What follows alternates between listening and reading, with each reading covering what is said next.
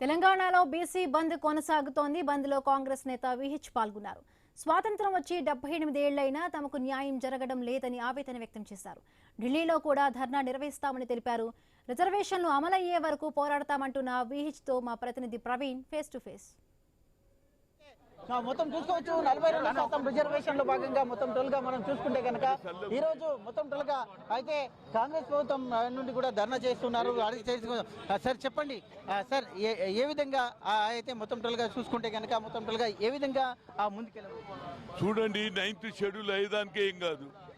మేము ఈ పోరాటం అందుగురించి ఇలా ఆల్ పార్టీ బంధకాలు ఇచ్చింది. దీనికి ఒకటే కారణం, ఇందిరా సహాని కేసులో 50% సీలింగ్ పెట్టిండ్రు. దాన్ని పొడిగించాలంటే అన్ని పార్టీలు మద్దతు ఇవ్వాలి. మా రాహుల్ గాంధీ గారు పార్లమెంట్లో ఓబీసీ బిల్ మీద 9th షెడ్యూల్లో పెట్టినాడు. నరేంద్ర మోడీ చిత్తశుద్ధి కనిపిస్తుంది. ఆయన కూడా ఓబీసీ కాబట్టి ఆ పాస్ అయితే మా భవిష్యత్తులో మా పిల్లలకు, మా చెల్లెళ్లకు, మా అక్కలకు, మా తమ్ముళ్లకు న్యాయం జరుగుతుంది.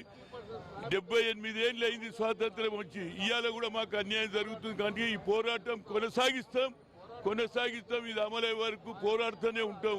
అన్ని పార్టీలు కలిసి, సిపిఐ, సిపిఎం, బీజేపీ, బీఆర్ఎస్, అన్ని ఆమ్ ఆద్మీ పార్టీ కూడా అందరు కూడా వచ్చారు. కాబట్టి ఈ బంద్ సక్సెస్ అయిన తర్వాత ఢిల్లీలో కూర్చుంటాం.